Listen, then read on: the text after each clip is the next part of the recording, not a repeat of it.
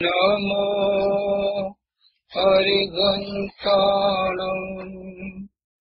નમો સીતાણં નમો આયર્યાણં નમો જયાણં નમો લોલસવસાહુણાં એસો પંચનમો ખરો સર્વપાવપણાસનો મંગલાણં સંવેસે પરમં હવૈ મંગલમ અજ્ઞાનતિમિરંધના જ્ઞાનાંજનશલાકયા નેત્રયોન્મિલિतं येन तस्मै श्रीगुरुवे नमः मुखादिव्याकुक्षिरत्नं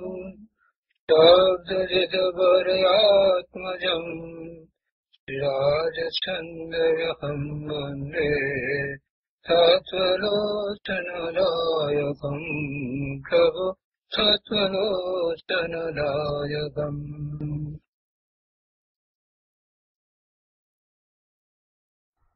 આત્મસિદ્ધિ.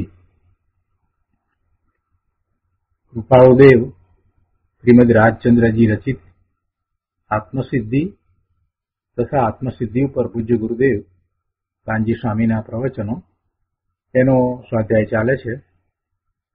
એમાં આત્મસિદ્ધિના સ્વાધ્યાયમાં આપણે 133મી ગાથાનો સ્વાધ્યાય કરી રહ્યા છીએ.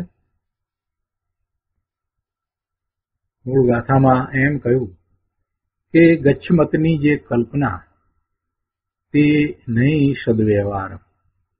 ગચ્છની કલ્પના, ગચ્છ પ્રમાણે જે એના નિયમો પ્રમાણે વર્તીએ તો એ બધો વ્યવહાર છે, એટલે ધર્મમાં એ વ્યવહાર છે, તો એને વ્યવહાર નથી કરવો. સાચો વ્યવહાર શું છે એ સમજાવ્યું છે અહીંયા. એટલે એમ કહ્યું કે ગચ્છમતની જે કલ્પના તે નહીં સદવ્યવહાર, ભાન નહીં નિજ રૂપનું તે નિશ્ચય નહીં સાર. અને એવી જ રીતે પોતાના સ્વરૂપનું ભાન નથી તો એવો કોઈ નિશ્ચય નથી. નિશ્ચય અને વ્યવહાર સાચો શું છે એ અહીંયા સમજાવ્યું છે. પોતાના સ્વરૂપનું ભાન ન હોય અને ધર્મ કરવા નીકળ્યો છે તો શું ધર્મ કરશે? એના નિશ્ચય નથી, અને નિશ્ચય નથી તો એને વ્યવહાર પણ હોય નહીં. આ ગાથા ઉપર પૂજ્ય ગુરુદેવ કાનજી સ્વામીએ જે વિસ્તાર કર્યો છે તે વિસ્તારના ઘણા અંશો લીધા છે. શેષ અંશો આજે લઈએ છીએ. આત્મસિદ્ધિ ઉપર ગુરુદેવના પ્રવચનો આ પુસ્તકમાં પાના નંબર 413. અહીંયા બીજા પેરેગ્રાફમાં ગુરુદેવ સમજાવે છે કે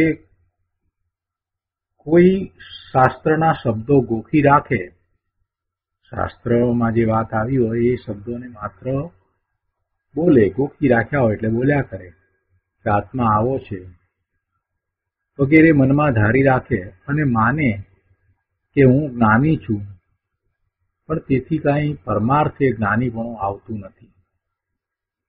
શબ્દો બોલે, ચર્ચા કરે, એથી કાંઈ જ્ઞાનીપણું આવતું નથી. ગ્રામોફોનની રેકોર્ડ પણ આત્માની વાતો બોલી જાય તેમ આ પણ બોલી જાય, તેથી ચેતનને ગુણ શું?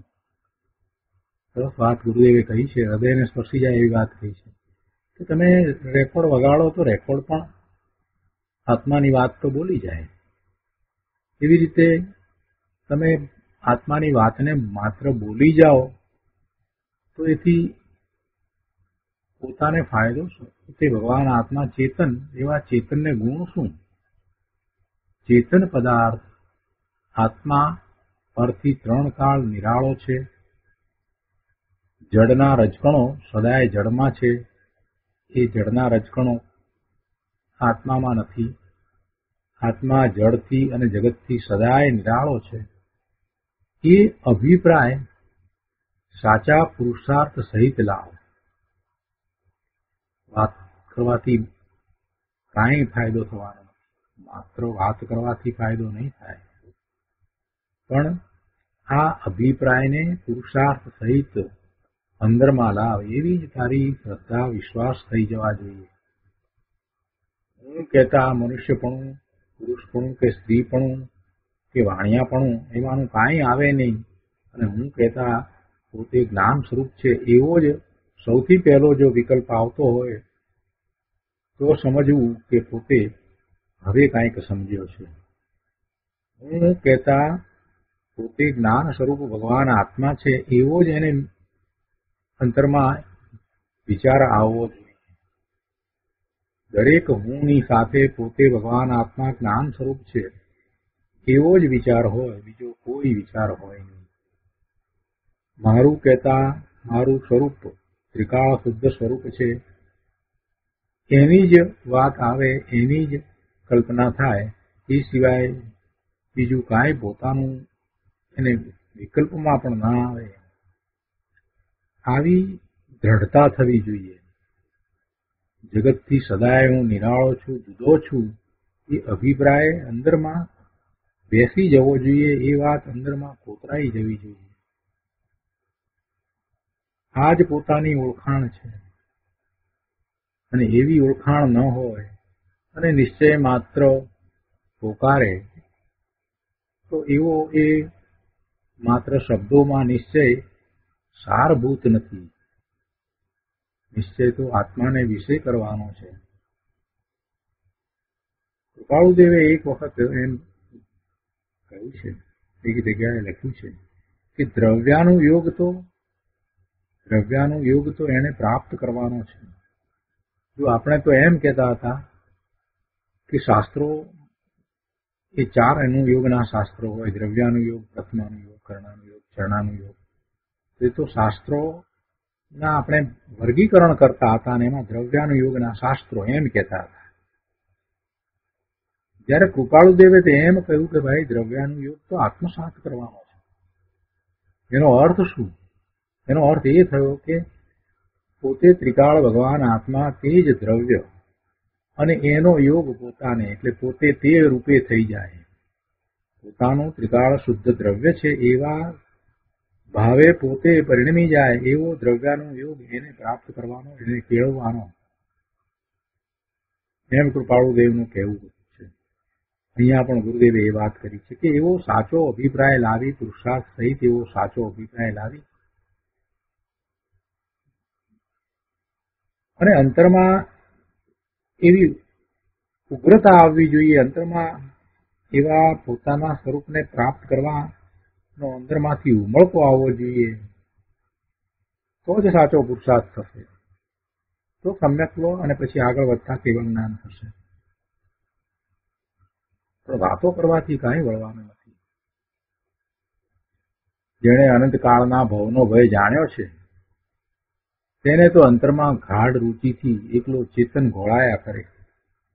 ભવનો ભય જાણ્યો છે, અરે રે આટલા ભવ અનાદિથી હું આ ભવ કરી રહ્યો છું, બીજું કાંઈ કરી રહ્યો નથી. કેટલા પ્રકારના ભવ કર્યા. જે ગતિ તને દેખાય છે તિર્યંતની જેટલી ગતિને તું જાણે છે એ વધી ગતિમાં પ્રભુ તું ગયો છો.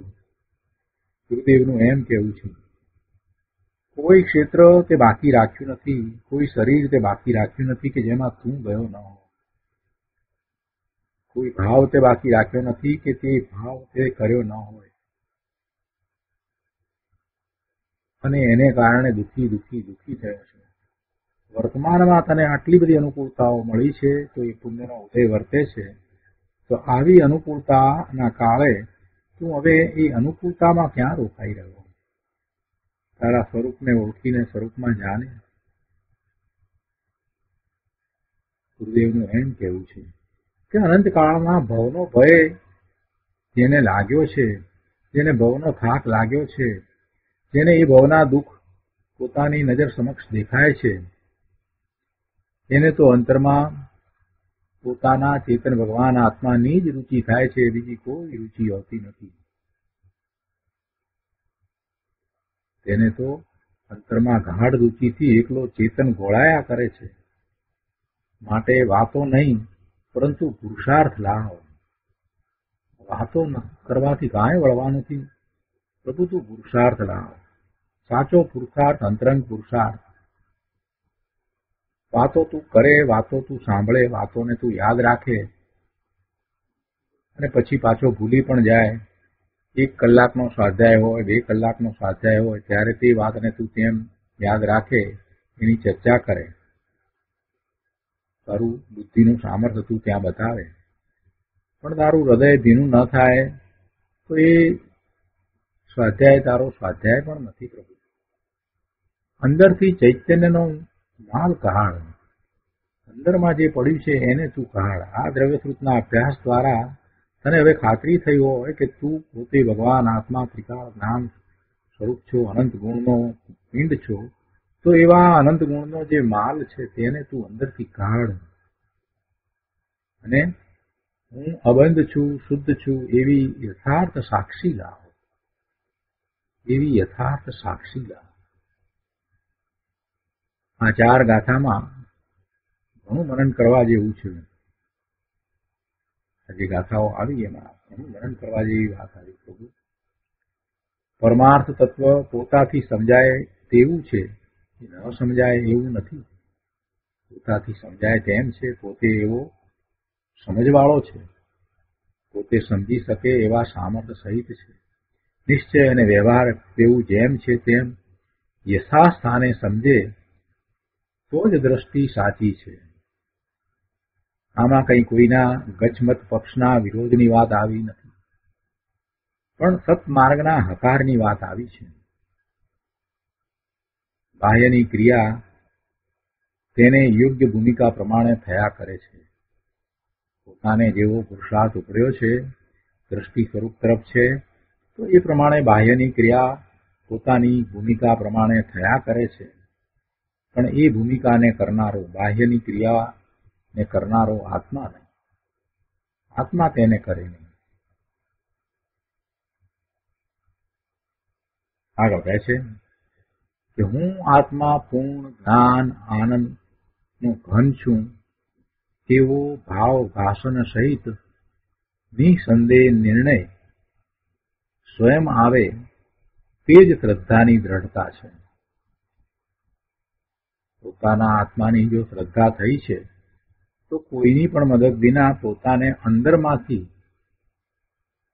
હું આત્મા પૂર્ણ જ્ઞાન આનંદનો ઘન છું તેવો ભાવ ભાષણ સહિત નિસંદેહ નિર્ણય પોતાની જાતે સ્વયં આવે.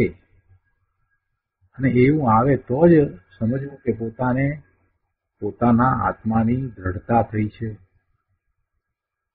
એવી જ શ્રદ્ધાની દ્રઢતા થઈ છે. એમાં કોઈને પૂછવા જવું નહીં પડે. અંદરમાંથી એમ આવવું જોઈએ કે હું આત્મા પૂર્ણ છું, આનંદ સ્વરૂપ છું, જ્ઞાન સ્વરૂપ છું. અને એ દ્રઢતા જ એને કરવાની છે. જીવનમાં કાંઈ પણ કરવા જેવું હોય તો આ જ કરવાનું છે. આનો સ્વીકાર કરી અને પછી જે વર્તમાન પર્યાય છે એની સાથે એને મેળવવા બેસશે એટલે એને ખ્યાલ આવશે કે પોતે ક્યાં ભૂલે છે. પોતે પોતાના ત્રિકાળ સ્વરૂપનો ખૂબ અભ્યાસ કરે, જાણે, સમજે અને પછી એવી દ્રઢતા કરે અને એ પછી હવે જુએ કે વર્તમાન દશામાં શું છે અને વર્તમાનમાં પોતાની માન્યતાઓ જે છે તે કેવી છે. તો પોતાની વર્તમાન માન્યતા છે એનો છેદ ઉડી જશે અને વર્તમાન દશામાં જે કંઈ છે એ દશાને એ જ્ઞાતા દ્રષ્ટા ભાવે જાણશે. આ મનુષ્યપણું છે, આ પુરુષપણું છે, આ રમેશપણું છે, એ બધું માત્ર જ્ઞેય તરીકે જણાશે. પોતે એનાથી જુદો ભગવાન આત્મા છે એવું અંદરમાં આવશે. કોઈને પૂછવા જવું નહીં પડે. આત્માનો માર્ગ, સાધક, સાધ્ય બધું આત્મામાં છે. આખો માર્ગ અંતરંગ છે. આત્માનો માર્ગ, એમાં સાધકપણું, એનું સાધન, એનું સાધ્ય બધું આત્મામાં છે. સુગરાગ, પુણ્ય પાપ તથા દેહ આદિની ક્રિયામાં તથા કોઈ વેશવાળામાં જ્ઞાન ગુણનો અંશ નથી. શુભરાગ એ તો પોતાની નબળાઈ છે. પોતે પોતાના સ્વરૂપને વિશે રહેતો નથી. બહારમાં આવ્યો છે તો એને શુભરાગ આવે. શુભરાગ આવે છે તો આશ્રવ થાય, પુણ્યનો બંધ પણ પડે. પણ એ કાંઈ એનું સાચું સ્વરૂપ નથી, એ કાંઈ ધર્મ નથી. એ તો પોતાનો એટલો પ્રમાદ છે કે પોતે પોતાના સ્વરૂપમાંથી ચ્યુત થઈને બહાર આવ્યો એટલે શુભરાગ આવ્યો. એટલે એમાં કાંઈ ધર્મ નથી. તેવી રીતે દેહ આદિની ક્રિયા, જે જડ છે એની જે ક્રિયા, તે જે થવાની છે તે થાય છે. પોતાનો પુરુષાર્થ જેવો ઉપડ્યો છે તો એને અનુરૂપ દેહની ક્રિયા થાય, પણ એ ક્રિયાથી ધર્મ છે એમ નથી. તથા કોઈ વેશવાળામાં, સંપ્રદાયમાં, એની પદ્ધતિમાં, એના નિયમોમાં કંઈ ધર્મ થાય, પોતાનો વિકાસ થાય, એવું કાંઈ નથી. આખો ધર્મ આત્મામાં જ છે, બહારમાં ધર્મ નથી. અમુક વિચારધારાના આપણે એવા ગ્રુપ બનાવીને બેસી જઈએ, એવા સંપ્રદાયો રચીને બેસી જઈએ અને અભિમાનમાં રહીએ તો એથી કાંઈ પામવાનું થશે નહીં. માર્ગ એકાંતે પોતાના સ્વરૂપને વિશે જ છે. સમૂહમાં એકબીજાના આશ્રય કંઈ માર્ગ નથી. એક આત્માના આશ્રય જ માર્ગ છે. એટલે એને એકલા જ એકાંતે પોતાના સ્વરૂપમાં રહીને ધર્મ કરવાનો છે. પોતે એકલો પડતો જ નથી, પરની સાથે પોતાના અસ્તિત્વને જાણે છે. પર સહિત જ પોતે સદાય પોતાને જાણે છે.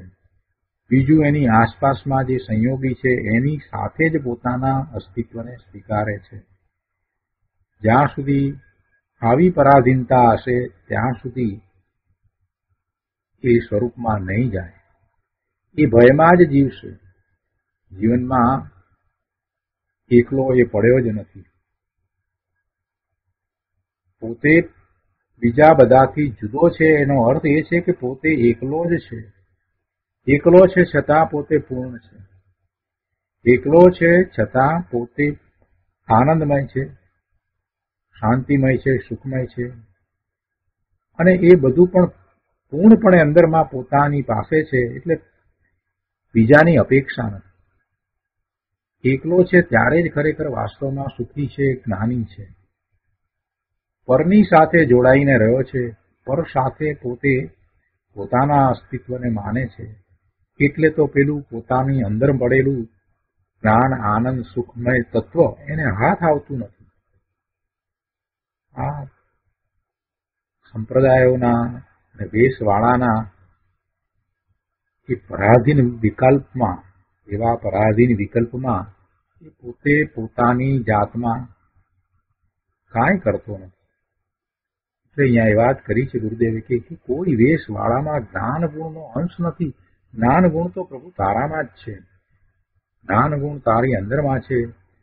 અને એનો તું વિચાર કર. સમયે સમયે તું જે જ્ઞાન કરે છે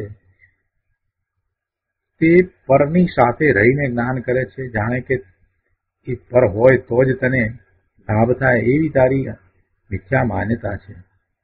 એ બધાથી જુદો પડ. આ દેહની ક્રિયા અને શુભ રાગ અને આ વેશ ને વાળા ને બધું એનાથી તું જુદો પડ. પ્રભુ એ બધું કઈ ધર્મ નથી, એ ધર્મમય નથી, એના આધારે ધર્મ નથી. આખો ધર્મ તારા અંદરમાં પડ્યો છે. તારામાં જ્ઞાન ગુણ છે અને એ જ્ઞાન ગુણ ક્યારેય ચાલ્યો જતો નથી. વિરોધના ભાવમાં જાય તોય પણ એ જ્ઞાન તો કરે છે. ઉગાડ ઓછા વધતા હોય જ્ઞાન છે. એ જ તું છો. જ્ઞાન એ જ આત્માનું સ્વરૂપ છે. તો એવા પોતાના અનંત ગુણના પિંડ ભગવાન આત્માને પોતે વર્તમાન જ્ઞાનમાં જાણે અનુભવે ને ત્યાં જ એકાગ્રતા કરે એ જ તો ધર્મ છે, એનું નામ ધર્મ છે. એવા ધર્મની વાત અહીંયા તો કરી છે. અને આ ત્રણેય કાળે સિદ્ધ થયેલી વાત છે. પોતાના સ્વરૂપમાં જતા સમ્યક દર્શન, સમ્યક જ્ઞાન, સમ્યક ચારિત્રના પરિણામ થાય છે. અને ત્યાં એકાગ્રતા વધારતા, લીનતા કરતા, સ્થિરતા કરતા શ્રેણી ચડી જતા કેવળ જ્ઞાનના પરિણામ થાય છે. શ્રેણી ચડી જતા કેવળ જ્ઞાનના પરિણામ થાય છે. છેલ્લા પેરેગ્રાફની છેલ્લી લીટીમાં કહે છે અહીંયા કે વાણીમાં બધું કહી શકાય નહીં, પણ જે કહીએ છીએ તે પ્રમાણ છે એમ સમજો. અને બીજી વાત કહે છે ગુરુદેવ કે હજી કાળ સારો છે, પંચમ કાળ છે પણ હજી કાળ સારો છે. અને તેથી અલૌકિક સ્વભાવ અને પ્રકૃતિનો યોગ એવા મળી ગયા છે કે ઘણા ઘણા ન્યાય આવે છે, ઘણા ન્યાય અંદરમાંથી આવે છે. એટલે ગુરુદેવ તો પોતાની ભાવનાની વાત કરી છે, પોતાને અંદરમાં જે ચાલી રહ્યું છે એ પ્રમાણે વાત કરી છે. બીજા બાહ્યથી જોનારને શું ખ્યાલ આવે? અહીંયા 414 પાના ઉપર કહે છે કે સાચા જિજ્ઞાસુના હૃદયોમાં સતનું બહુમાન છે. હજી આ કાળને વિશે પણ એવા જિજ્ઞાસુઓ પણ છે અને એમના હૃદયમાં સતનું બહુમાન છે.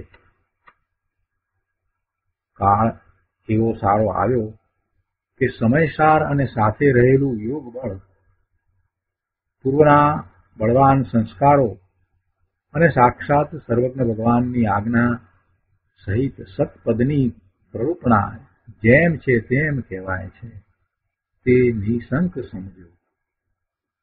જો આ વાત જે કરી છે એ ગુરુદેવે પોતાના અંદરમાંથી આવેલા ભાવને વ્યક્ત કરતા કરી છે. એ છે કે સમયસાર અને સાથે રહેલું યોગ બળ. ગુરુદેવને સમયસાર હાથમાં આવ્યું, ખૂબ આનંદ આવ્યો. પૂર્વના બળવાન સંસ્કારો અને સાક્ષાત સર્વજ્ઞ ભગવાનની આજ્ઞા સહિત સતપદની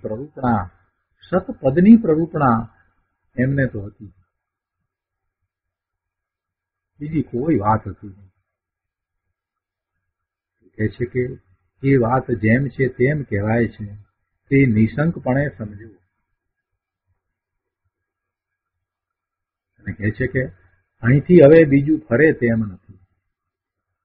પોતે જે પ્રાપ્ત કર્યું છે તો કહે છે કે અહીંથી હવે બીજું ફરે તેમ નથી. અમને તો અમારા જ્ઞાન સ્વભાવી ભગવાન આત્માનો અનુભવ વર્તે છે અને અમારી દ્રષ્ટિ તો ત્યાં જ રહે છે. તો અહીંથી હવે બીજું કાંઈ ફેરફાર થઈ જાય એમ છે. આ ભાવ અહીંયા વ્યક્ત કરે છે. અને કહે છે કે ત્રણેય કાળના જ્ઞાનીને જે કહેવું છે તે જ પરમાર્થની પ્રરૂપણા છે. સામાન્ય બુદ્ધિથી ન સમજાય તો મધ્યસ્થપણે વિચાર કરજો. એકદમ વસ્તુ ન પકડાય અને બીજા વિકલ્પો આવે તો તેની તુલના કરીને સ્વરૂપના લક્ષ્ય શું હિતકારી છે અને શું હિતકારી નથી એનો મધ્યસ્થપણે વિચાર કરજો. પણ સંપ્રદાયની બુદ્ધિએ વિચાર ન કરશો. સંપ્રદાયની બુદ્ધિથી વિચાર કરશો તો થાપ ખાઈ જશો. મધ્યસ્થપણે વિચાર કરજો કે ખરેખર પોતાના સ્વરૂપની પ્રાપ્તિમાં શું હિતકારી છે અને શું અહિતકારી છે. સામાન્ય બુદ્ધિથી ન સમજાય તો મધ્યસ્થપણે વિચાર કરજો. પણ અહીંયા જે વાત ચાલે છે તો પરમાર્થની પ્રરૂપણા જ છે, બીજું કાંઈ નથી. એને તમને સમજાઈ ગયું હોય અને પકડાઈ ગઈ હોય એ વાત તો બહુ સારી વાત છે. પણ ન સમજાયું હોય, તમને હજી સંપ્રદાયની કોઈક વાત, કોઈક એવો વિકલ્પ આવ્યો અને તમે એની સાથે તુલના કરો તો મધ્યસ્થપણે કરજો કે ખરેખર શું સાચું છે. એમ નહીં કે અમે આ સંપ્રદાયમાં જન્મ્યા, અમારા માતા પિતા અહીંયા હતા માટે અહીંયા પણ આ બરાબર વાત છે.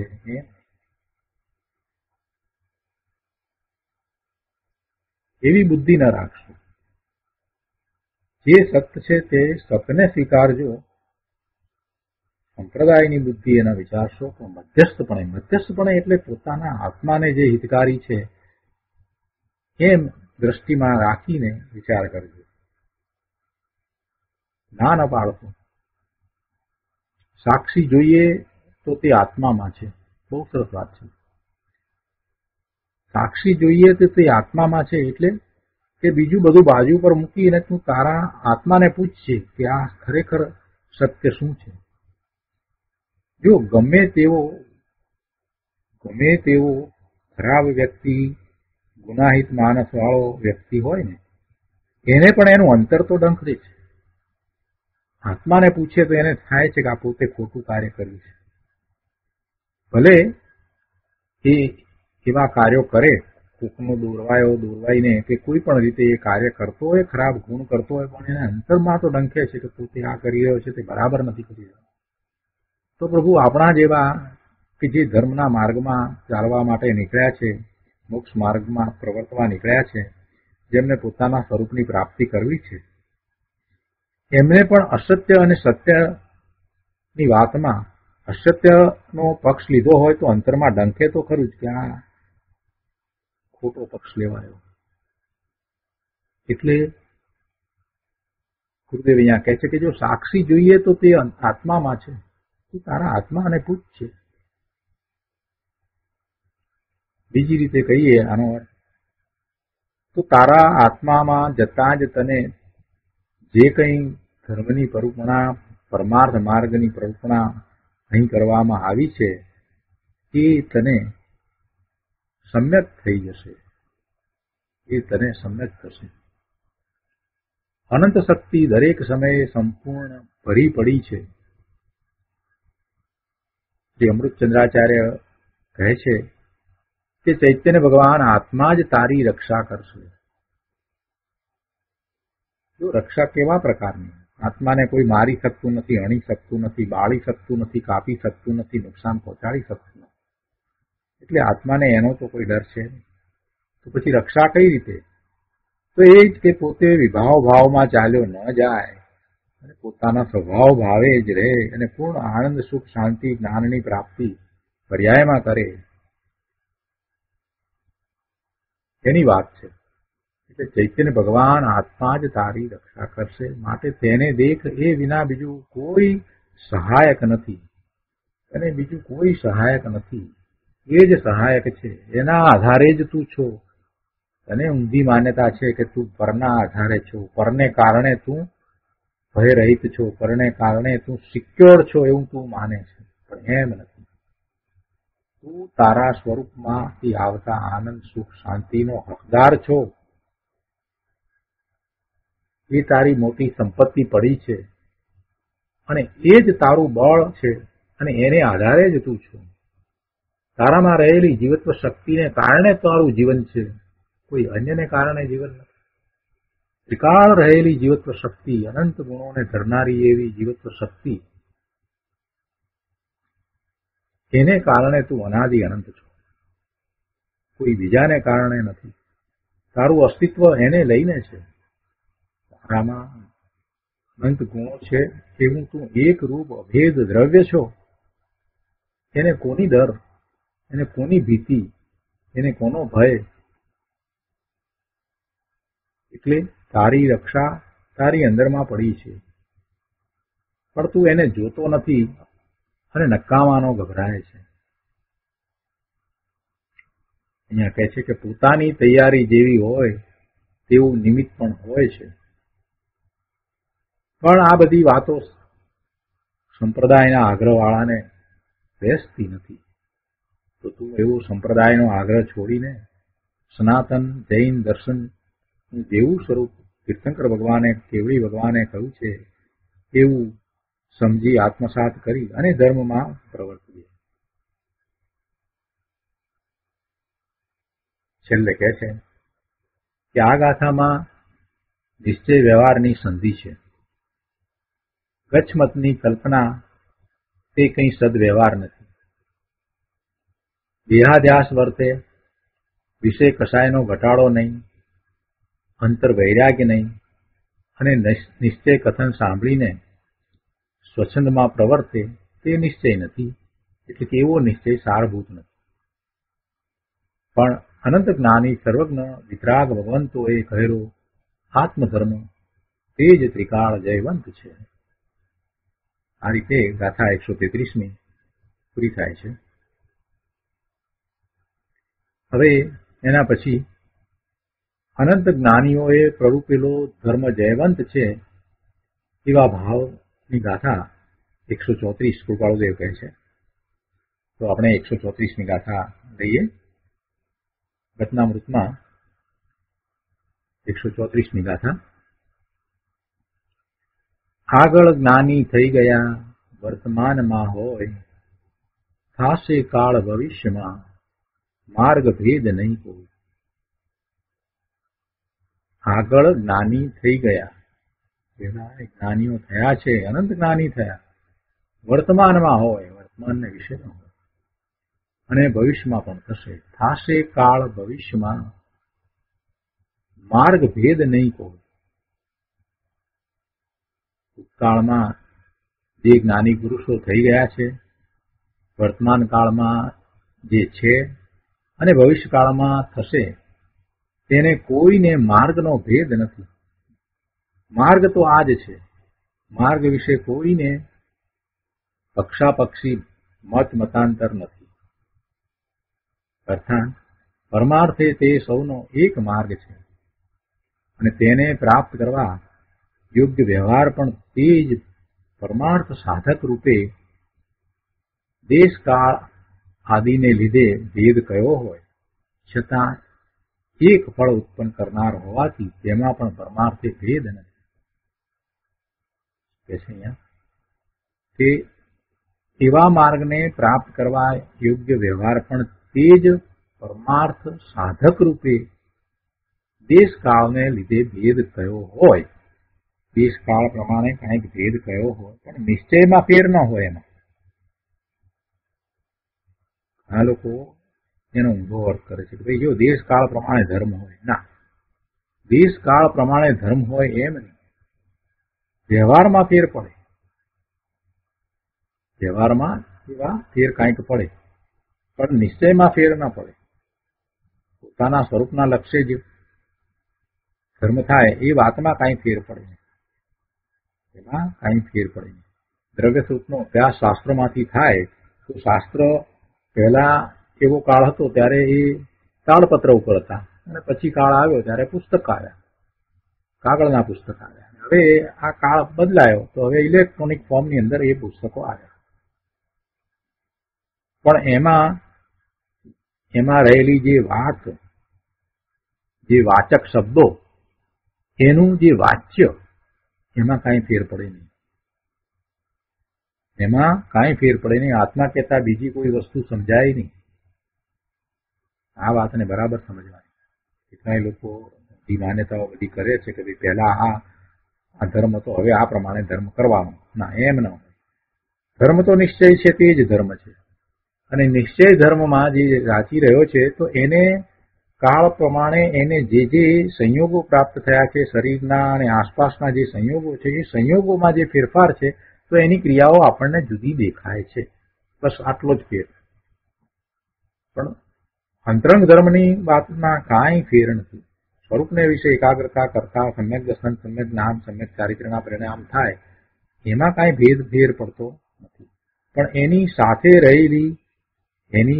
રહેલી જે ક્રિયાઓ વગેરે, શરીર વગેરેની ક્રિયાઓ વગેરે, એ બધામાં કોઈક અપેક્ષાએ ફેર દેખાય. કેમ કે સંયોગો છે એવા, કાળ બદલાયો છે. તો પૂર્વે તો એટલા મોટા દેહમાન હતા અને હવે નાના દેહમાન થઈ ગયા. પૂર્વે એ રીતે હતું, હવે બદલાયું છે તો એમાં ફેરફારો હોય. પણ મૂળ વાતમાં કાંઈ ફેર હોય, નિશ્ચયમાં કાંઈ ફેર હોય. તો આનો અર્થ આપણે પૂજ્ય ગુરુદેવ પાસેથી સમજીએ. આત્મસિદ્ધિ ઉપર ગુરુદેવના પ્રવચનો આ પુસ્તકમાં પાના નંબર 415. શું હતી ગાથા? કે આગળ જ્ઞાની થઈ ગયા વર્તમાનમાં હોય, થાશે કાળ ભવિષ્યમાં માર્ગ ભેદ નહીં કોઈ. ગુરુદેવ કહે છે કે પરથી ભિન્ન શુદ્ધ આત્માની યથાર્થ શ્રદ્ધા, પરથી ભિન્ન શુદ્ધ આત્માની યથાર્થ શ્રદ્ધા. જેવો છે આત્મા એવી જ શ્રદ્ધા. પરથી ભિન્ન છે અને પોતાના અનંત ગુણ સહિત છે તો એવી જ શ્રદ્ધા અને એવું જ જ્ઞાન અને એવા શ્રદ્ધા જ્ઞાનમય ચારિત્રની સ્થિરતા, તે જ રત્નત્રયમય મોક્ષ માર્ગ છે. ત્રણેય કાળમાં બધા જ્ઞાનીઓ એક જ પ્રકારે મોક્ષ માર્ગ કહે છે. એટલે માર્ગ ભેદ નથી, મોક્ષ માર્ગમાં કાંઈ ભેદ નથી. ત્રણેય કાળમાં આ જ વાત છે. ત્રણ કાળની વાત કરીએ તો ભૂતકાળ એટલે કેટલો ભૂતકાળ, એની કોઈ સીમા નથી, એટલો ભૂતકાળ. અનંત કાળ વીતી ગયો, એ બધો ભૂતકાળ. વર્તમાન એક સમયની પર્યાય જે આપણે કહીએ છીએ કે વર્તમાન એક સમય, અને કેટલો ભવિષ્યકાળ, અનંતાનંત ભવિષ્યકાળ. તો બધો કાળ એ ભૂત, વર્તમાન અને ભવિષ્યકાળ, એ બધો કાળ એવો છે કે જેમાં મોક્ષ માર્ગ વિશે બે મત નથી. મોક્ષ માર્ગ વિશે બે મત નથી, એક જ મત છે. મોક્ષ માર્ગ તો ત્રણેય કાળે આ જ પ્રમાણે છે. કઈ રીતે છે કે પરથી ભિન્ન શુદ્ધ આત્માની યથાર્થ શ્રદ્ધા, એવું જ્ઞાન અને એવા શ્રદ્ધા જ્ઞાન રૂપ સ્થિરતા રૂપ ચારિત્ર, એ રત્નત્રય મોક્ષ માર્ગ છે. ત્રણેય કાળમાં બધા જ્ઞાનીઓ આ પ્રકારે જ મોક્ષ માર્ગ કહે છે અને એમ જ મોક્ષ માર્ગમાં પ્રવર્ત્યા છે, પ્રવર્તે છે અને પ્રવર્તશે. અંતરંગ પરમાર્થ સ્વરૂપ અને તેના સાધનમાં કોઈ બીજો પ્રકાર હોય નહીં. અંતરંગ પરમાર્થ સ્વરૂપ, પોતાનું પરમાર્થ સ્વરૂપ અને એવા પરમાર્થ સ્વરૂપના અનુભવમાં, અનુભૂતિમાં જે સાધન હોય તે પણ અંતરંગ જ હોય, એમાં બીજો પ્રકાર હોય નહીં. શિષ્યની યોગ્યતા જે પ્રકારની હોય તે જોઈને જ્ઞાની વાત કરે. જો હવે બીજી વાત અહીંયા ગુરુદેવ કહે છે, વ્યવહારની વાત કરે છે કે કાળ પ્રમાણે જે વાત કરી ને કે ફેરફાર જે હોય એ વ્યવહારને વિશે જે ફેરફાર હોય, આ બધી જે વાત કરી, તો પહેલા તો નિશ્ચય બતાવી દીધો કે નિશ્ચય તો બરાબર આ જ છે, સાધ્ય પણ આ જ છે, સાધન પણ આ જ છે. એ તો બધું બરાબર સ્પષ્ટ કરીને હવે એ વાત કરે છે કે શિષ્યની યોગ્યતા જે પ્રકારની હોય તે જોઈને જ્ઞાની વાત કરે. વૈરાગ્યની જરૂર દેખાય ત્યાં ત્યાગ વૈરાગ્યનો ઉપદેશ કહે. નિમિત્ત ઉપર વજન આપીને કેવળ વ્યવહારમાં અટકતો હોય, કેવળ વ્યવહારમાં અટકતો હોય ને નિમિત્ત ઉપર જ ભાર આપતો હોય તો તેને નિશ્ચય પરમાર્થ સમજાવે. એટલે જેવો શિષ્ય છે એ પ્રમાણે એને ઉપદેશ ગુરુ આપે. તો એ બધું કહેવાનો આશય પરમાર્થ એક જ હોય, પણ માર્ગ ભેદ ન હોય. માર્ગ તો કેવળી પરમેશ્વરે જે પ્રવૃત્તિઓ છે તે જ હોય. કેવળી પરમેશ્વરે એ પરુપણા કેમ કરી? કેમ કે પોતે એ માર્ગે ચાલીને કેવળી થયા છે. ઈશ્વર ભગવાન એ માર્ગે ચાલીને કેવળ જ્ઞાન પ્રગટ કરીને અર્યંત પરમેશ્વર થયા છે અને એવો જ માર્ગ એમણે પ્રકાશ્યો છે. એટલે માર્ગમાં ભેદ ન હોય. કોઈ જીવને અમુક પક્ષનો આગ્રહ હોય તો પ્રથમ તેને પરમાર્થ તત્વ સમજવાનું સદગુરુ કહે. ગુરુ કોઈક પક્ષનો આગ્રહ હોય તો એને મધ્યસ્થપણે જે પરમ તત્વ છે એને સમજવા માટેનું કહે, પણ એમાં કોઈનો તિરસ્કાર કરવાની વાત ન કરે. વળી કોઈ એકાંત નિશ્ચય આભાસમાં સ્વચ્છંદમાં પડ્યો હોય તો તેને પુરુષાર્થ કરવાનો વ્યવહાર બતાવે. કોઈ એકાંત વ્યવહાર કાંડ પુણ્યકરણી કરીને ધર્મ માનતો હોય તો તેને કહે કે દ્રષ્ટિ સહિત સ્વ સન્મુખ થવામાં જ્ઞાનનો જ પુરુષાર્થ કાર્યકારી છે. દ્રષ્ટિ સહિત, શ્રદ્ધા સહિત, આત્માની શ્રદ્ધા સહિત સ્વસન્મુખ થવામાં જ્ઞાનનો જ પુરુષાર્થ કાર્યકારી છે. પોતાને શ્રદ્ધા જે છે એ તો ધારણા જ્ઞાન સુધી પહોંચ્યો છે એવી શ્રદ્ધા છે, વિકલ્પ સહિતની શ્રદ્ધા છે. એવી શ્રદ્ધા વિકલ્પ સહિતની સાચી શ્રદ્ધા સહિત જ્યારે એ સ્વસન્મુખ થાય છે તો એમાં જ્ઞાનનો જ પુરુષાર્થ હોય છે. એ જ્ઞાન દ્વારા જ પોતે પોતાના સ્વરૂપની પ્રાપ્તિ કરે છે. બાહ્ય યોગ કે ક્રિયાકાંડનો મમત્વ ભાવ છોડાવીને સ્વરૂપને સમજવાનો શ્રી ગુરુ ઉપદેશ આપે છે. આત્મ સાધનમાં, પરમાર્થ હેતુમાં, સાધન સાધ્યમાં કોઈ પ્રકારે કાંઈ ફેર હોતો નથી, કેમ કે માર્ગ એક જ છે. પરમાર્થભૂત વ્યવહારમાં ક્યાંય મતભેદ ન હોય. પરમાર્થે માર્ગ, આત્મધર્મ એક જ છે.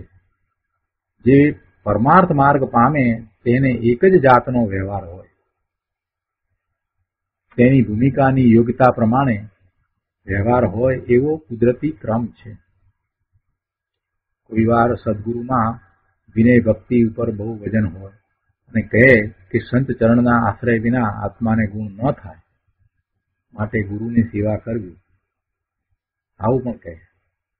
વળી એમ પણ કહેવાય કે કોઈના આશીર્વાદથી કલ્યાણ ન થાય, તારું કલ્યાણ તારી પાસે છે એટલે બીજો કોઈ તને એ આપી દે એમ નથી, આવું પણ કહે.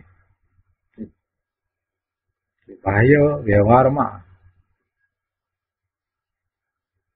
જેવી યોગ્યતા છે એવી યોગ્યતા પ્રમાણે એવા નિમિત્તો હોય અને એવો ક્રમ પણ હોય. પણ મોક્ષનો માર્ગ એથી કાંઈ ફરી જતો નથી. મોક્ષનો માર્ગ તો 3 કાળમાં એક જ છે. આ પેરેગ્રાફ પછી છેલ્લા પેરેગ્રાફમાં અહીંયા કહે છે કે જીન દશા है, શુભ કે અશુભ રાગ, ઈચ્છા રહિત વિતરાગ સ્વભાવનું આચરણ તે જ અંતરંગ પરમાર્થમાં મૂળ કારણ છે. જીન દશા એટલે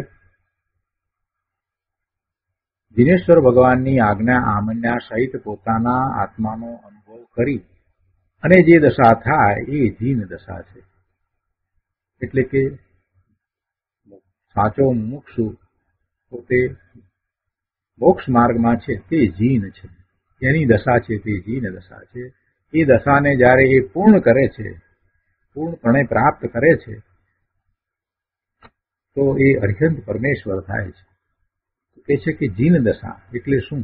તો કે શુભ કે અશુભ બંને પ્રકારના રાગ અને ઈચ્છા રહિત વિતરાગ સ્વભાવનું આચરણ તે જ અંતરંગ પરમાર્થમાં મૂળ કારણ છે.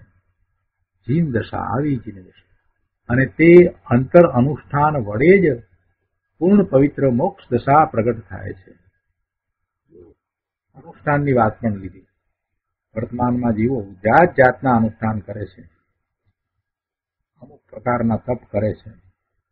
એક દિવસનો ઉપવાસ ને બીજે દિવસે એકાસણું ને ફરી ઉપવાસ ને એવું 1 મહિના માટે કરે ત્યારે એને અમુક તપ કહેવાય.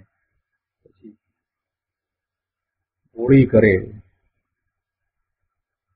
આખી આંબીલની હોળી કરે ને પછી એમાં વર્ધમાન તપની હોળી ને આ બધા અનેક પ્રકારે તપ બધા કરતા હોય છે. એ બધા અનુષ્ઠાન છે, બાહ્ય તપ બધા અનુષ્ઠાન, અને એ દ્વારા ધર્મ માને છે. અહીંયા કહે છે કે એ અનુષ્ઠાન જે છે એની વાત નથી, પણ અંતર અનુષ્ઠાન જેવા બાહ્યમાં અનુષ્ઠાન કરે છે ને, હવે એને દિશા ફેરવવાની અને અંતર અનુષ્ઠાન કરવાના. અંતર અનુષ્ઠાન વડે જ પૂર્ણ પવિત્ર મોક્ષ દશા પ્રગટ થાય છે. જે બહારમાં એ રોકાઈ રહેતો હતો ને, તો એને હવે અંતર અનુષ્ઠાનની વાત કરી. અંતર અનુષ્ઠાન કયા પ્રકારે થાય? અંતરમાં કે અમુક સમય સુધી મારે આ ખાવું નથી, એવા જે બાહ્ય અનુષ્ઠાન કરતો હતો તેવી રીતે અહીંયા આત્માને વિશે એવું અનુષ્ઠાન કરવું. તો મારે પોતાના સ્વરૂપની એકાગ્રતા જ જોઈએ, એ જ અનુષ્ઠાન. મારે દિવસમાં 10 વાર સ્વરૂપનું લક્ષ્ય કરવું છે અને એમાં જવાનો પ્રયત્ન કરવો છે. 10 વખત હું ધ્યાનનો પુરુષાર્થ કરીશ, નિર્વિકલ્પ ધ્યાનનો પુરુષાર્થ કરીશ. આવા અનુષ્ઠાન કરે તો એને ખ્યાલ આવે કે પોતે ક્યાં છે. એવા અંતર અનુષ્ઠાન વડે જ પૂર્ણ પવિત્ર મોક્ષ દશા પ્રગટ થાય છે. તો આ રીતે અહીંયા ગાથા 134 પૂરી થાય છે. હવે મુમુક્ષુનું ઉપાદાન અને તેને નિમિત્ત કેવા હોય એની વાત 135મી ગાથામાં કરી છે. તો આપણે 135મી ગાથા લઈએ છીએ. વચનામૃતમાં અહીંયા કહે છે 135મી ગાથામાં કે સર્વ જીવ છે સિદ્ધ સમ, જે સમજે તે થાય. સદગુરુ આજ્ઞા જીન દશા, નિમિત્ત કારણમાં. જો પ્રેરણા આપી છે, ઘણી મોટી પ્રેરણા આપી છે પુરુષાર્થ કરવા માટેની. આમાં તો વિશ્વાસ જગાવ્યો છે. પોતે મોક્ષ માર્ગમાં પુરુષાર્થ કરે એને માટેનો વિશ્વાસ એને આપ્યો છે, પીઠ બળ આપ્યું છે, પીઠ થાબડી છે એમ કહીએ તો ચાલે. અને એ પણ કહેવા ખાતર નહીં, દિનેશ્વર ભગવાનની વાણીમાં એ વાત આવી છે માટે કહ્યું છે. શું કહ્યું છે? કે સર્વ જીવ છે સિદ્ધ સમ. આ વાત દિનેશ્વર ભગવાનની વાણીમાં આવેલી વાત છે, એને અહીંયા કૃપાળુ દેવે કહી છે કે ભાઈ સર્વ જીવ છે સિદ્ધ સમ, જે સમજે તે થાય. બહુ મોટી વાત કરી છે. તું એમ ન માનતો કે તું તારા પૂર્ણ શુદ્ધ સ્વરૂપને પ્રગટ ન કરી શકે, તું એમ ન માનતો કે તું નિર્માલ્ય છો, તું એમ ન માનતો કે આ બધું જે કરે છે એ તો કોઈક વિરલા પુરુષ જ કરે, આપણે તો ન કરી શકીએ. ના ના, એમ ન માનતો પ્રભુ. સર્વ જીવ છે સિદ્ધ સમ, જે સમજે તે થાય. હિંમત આપી છે. અને કેવી હિંમત આપી છે?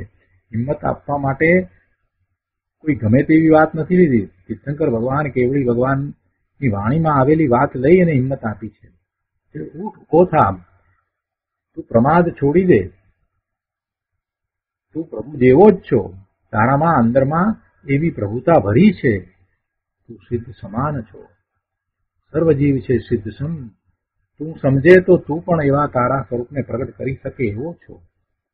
હવે તું તેની વાટ જુએ છે. અહીંયા કહે છે કે સર્વ જીવ છે સિદ્ધ સમ, જે સમજે તે થાય. અને પછી આગળ કહે છે કે સદગુરુ આજ્ઞા જીન દશા, નિમિત્ત કારણમાં. સદગુરુની આજ્ઞા અને જીન દશા એ બધું નિમિત્ત છે. તું તો સિદ્ધ સમાન છો ને એવા તારા સિદ્ધત્વને પ્રગટ કરે છે, આવો પુરુષાર્થ ઉપાડે છે, તો આવા નિમિત્ત પણ છે. એના અર્થમાં અહીંયા કહે છે કે સર્વ જીવને વિશે સિદ્ધ સમાન સત્તા છે. સર્વ જીવને વિશે સિદ્ધ સમાન સત્તા છે, પણ તે તો જે સમજે તેને પ્રગટ થાય. તે પ્રગટ થવામાં સદગુરુની આજ્ઞાથી પ્રવર્તવું તથા સદગુરુએ ઉપદેશેલી એવી જીન દશાનો વિચાર કરવો, તે બે નિમિત્ત કારણ છે. તો આ 135મી ગાથાનો વિસ્તાર આપણે પૂજ્ય ગુરુદેવ પાસેથી સમજીએ. પારા નંબર 416. ગુરુદેવ કહે છે કે જે સમજે તેમાં દર્શન મોહનો નાશ આવે છે. જે સમજે, એમ જે શબ્દો છે ને આમાં કે સર્વ જીવ છે સિદ્ધ સમ, જે સમજે તે થાય. તો જે સમજે અને તે થાય, આ બે નો અર્થ ગુરુદેવે કર્યો છે કે જે સમજે, એમ જે કહ્યું ગાથામાં, તો એમાં દર્શન મોહનો નાશ આવે છે. સમજવું એટલે શું? સર્વ જીવ છે સિદ્ધ સમ, જે સમજે તે થાય. તો શું સમજે તો થાય? શું સમજે તો થાય, કઈ રીતે સમજે તો થાય, કોના દ્વારા સમજે તો થાય. તો જે સમજે એમાં તો દર્શન મોહનો નાશ એટલે કે સમ્યક્ત્વની વાત લીધી છે. એમાં તો સમ્યક્ત્વ થાય. સમજે એટલે સમકિત પામે. પણ એ સમજીને સમકિત પામે છે. સમજતા સમજતા સમજતા એને છેવટે દર્શન મોહનો નાશ થઈ જાય છે, સમ્યક્ત્વ થાય છે. એટલે જે સમજે એમાં તો દર્શન મોહનો નાશ આવે છે. અને તે થાય એટલે શું થાય? સિદ્ધ થાય. સર્વ જીવ છે સિદ્ધ સમ, તો હવે સિદ્ધ થાય ને, સિદ્ધ સમ છે તો એ સિદ્ધ થાય. તો તે થાય એમાં તો ચારિત્ર મોહનો ક્ષય આવે. ચારિત્ર મોહનો ક્ષય બતાવ્યો. ચારિત્ર મોહનો ક્ષય થતા સર્વકર્મનો નાશ થાય, કેવળ જ્ઞાન થાય. એક લીટીની અંદર શું ભાવ ભર્યા છે? સર્વ જીવ છે સિદ્ધ સમ, સિદ્ધ સમાન છે. તો હવે સિદ્ધ સમાન છે તો એ સિદ્ધ સમાન જે છે એ દશા, સિદ્ધની દશા, પંચમ ગતિ, એ કઈ રીતે જીવને થાય? તો કે સમજે તો થાય. એટલે હવે સમજેમાં એમ કહ્યું કે દર્શન મોહનો નાશ થાય એટલે સમ્યક તો થાય. અને પછી તે થાય એટલે એમાં તો એને પૂર્ણ દશા થાય. એટલે એનો અર્થ એ થયો કે એને ચારિત્ર મોહનો ક્ષય થઈ ગયો, સર્વ કસાય રહિત દશા થઈ ગઈ. ત્યારે કેવળ જ્ઞાન થાય અને પછી નિર્વાણ પામે એટલે સિદ્ધ થાય. સર્વકર્મનો નાશ થયો છે એમાં. ગુરુદેવે કેવા ભાવ કાઢ્યા છે, બહુ સુંદર વાત છે. એમ જ કહ્યું છે સિદ્ધ થાય, પણ કઈ રીતે થાય? સમજે એટલે કઈ વિકલ્પ કરે એટલે સિદ્ધ થાય? ના, એમ નથી કહ્યું. સમજે એટલે સમ્યક દર્શન થાય. ત્યાં સુધી સમજે છે અને પછી સમ્યક દર્શન પછી તો આપોઆપ આગળનો માર્ગ તો એને દેખાય જ છે. એટલે પછી આખો ચારિત્રનો પુરુષાર્થ ઉપડે છે એટલે તે થાય. અહીંયા કહે છે, એક ઉદાહરણ આપીને વાત સમજાવે છે કે જેમ સોનું એક જ જાતનું છે પણ લાલ, પીળા, લીલા આદિ રંગવાળા કપડા તથા મનુષ્ય, પશુ, પક્ષી, દેવ વગેરેના ચિત્રોવાળા કપડા તેના ઉપર લપેટી લીધા હોય, તેને આ મનુષ્યના આકાર વાળું સોનું, દેવના આકાર વાળું સોનું, પશુ પક્ષીના આકાર વાળું સોનું એમ ઉપચારથી કહેવાય. પણ અંદર સોનું સળંગ જુઓ તો એક જ જાતનું છે, તેમાં ફેર નથી. તેમ આ સંસારમાં મનુષ્ય, દેવ, નારકી, તિર્યંચ આદિ ગતિ એ નામ કર્મના સંયોગે શરીરના આકાર ઉપરથી ઉપચારે કહેવાય કે આ મનુષ્યનો જીવ, આ દેવનો જીવ, આ નારકીનો જીવ, આ તિર્યંચનો જીવ. પણ ખરી રીતે એટલે કે નિશ્ચયથી તો જાતિ અપેક્ષાએ તમામ જીવ સમાન છે. બધા જીવો સમાન છે જાતિ અપેક્ષાએ. દેહ દીઠ દરેક આત્મા સ્વતંત્ર છે. આત્માનો દેહ અરૂપી જ્ઞાન ઘન છે. આત્માનું સત્વ તો જ્ઞાન છે. શક્તિ રૂપે બધા જીવો સિદ્ધ પરમાત્મા સમાન છે. શક્તિ રૂપે બધા જીવો સિદ્ધ પરમાત્મા સમાન છે. જો આ દેહમાં રહેલો આત્મા શક્તિપણે પૂર્ણ શુદ્ધ ન હોય તો ભેદ વિજ્ઞાનના બળ વડે તે મુક્ત દશા, સિદ્ધની દશા ને પ્રાપ્ત કરી શકે નહીં. જે ન હોય તે નવું ન થાય, એ સિદ્ધાંત છે. જગતમાં જે છે તે જ છે, એના અવસ્થાંતર થાય છે એટલે કે એની અવસ્થાઓ બદલાય છે, કાંઈ નવું થતું નથી. જેટલા જે દ્રવ્યો છે તેટલા તે દ્રવ્યો જ રહે છે. કોઈ નવું દ્રવ્ય ઉમેરાતું નથી કે કોઈ દ્રવ્યનો નાશ થતો નથી, માત્ર અવસ્થા બદલાય છે. એટલે જે ન હોય તે કાંઈ નવું ન થાય. એનો અર્થ એ થયો કે અંદરમાં સિદ્ધત્વ પડ્યું છે તો જ એ સિદ્ધત્વ બહાર પ્રગટ થાય છે. ભેદ વિજ્ઞાનના બળ વડે જે મુક્ત સિદ્ધ થઈ શકે એ અંદરમાં પડ્યું છે માટે થઈ શકે છે. જે ન હોય તે નવું ન થાય એ સિદ્ધાંત છે. માટે શક્તિપણે પૂર્ણ પરમાત્મા જેવું દરેક જીવનું સામર્થ્ય છે. શક્તિપણે દરેક જીવનું એવું પૂર્ણ સામર્થ્ય છે. આ વાતને તર્ક દ્વારા અહીંયા ગુરુદેવે સિદ્ધ કરી કે દરેક જીવ સિદ્ધ સમાન છે. હવે એના પછી જે સમજે તે થાય એની વાત કરે છે કે શુદ્ધતાને જાણે, માને, અનુભવે અને તે જાતનો પુરુષાર્થ કરે તો સ્વયં શુદ્ધતા પ્રગટ થાય. શુદ્ધતાને જાણે, શુદ્ધતાને માને, સ્વીકારે અને પછી એવો અનુભવ કરે અને એવો જ પુરુષાર્થ જારી રાખે તો સ્વયં પૂર્ણ શુદ્ધતા પણ પ્રગટ થાય છે. અભવી જીવો પણ શક્તિપણે સિદ્ધ પરમાત્મા સમાન છે. જો અભવ્યની વાત લીધી છે એટલા માટે લીધી કે કોઈને આ વખતે પ્રશ્ન થાય કે અભવી તો સિદ્ધ નથી થઈ શકતા ને, તો એમને શું છે, એટલે સમજાવવા માટે એ વાત લીધી છે. ગુરુદેવ કહે છે કે અભવી જીવો પણ શક્તિપણે સિદ્ધ પરમાત્મા સમાન છે, છતાં તેને વર્તમાન દશામાં સદાય હીનતા એ પ્રકારની છે કે તેને આત્મધર્મ ન પ્રગટે, મોક્ષ ન થાય. દરેક આત્માનો વાસ્તવિક સ્વભાવ પૂર્ણ શુદ્ધ અસંખ્યાત પ્રદેશી કેવળ જ્ઞાન સ્વરૂપ આનંદ ઘન છે. દરેક આત્માનો આવો જ નિશ્ચયથી સ્વભાવ છે, વાસ્તવિક સ્વભાવ. આવો જ પૂર્ણ શુદ્ધ અસંખ્યાત પ્રદેશી કેવળ જ્ઞાન સ્વરૂપી આનંદ ઘનમય ચૈતન્ય ઘનમય અવિનાશી એવો આત્માનો સ્વભાવ છે. ભગવાન આત્મા કયો ને, અસંખ્યાત પ્રદેશી, જીવના પ્રદેશ અસંખ્ય,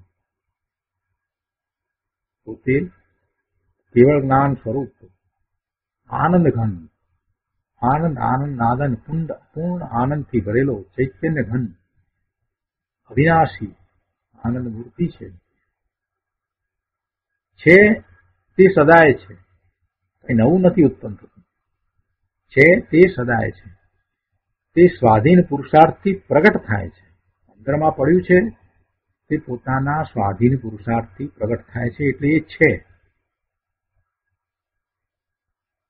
આત્મ પરમાત્મ વિશે શક્તિ વ્યક્તિ ગુણ ભેદ નહીતર ઉભય સમાન છે, કર નિશ્ચય તજ ખેદ.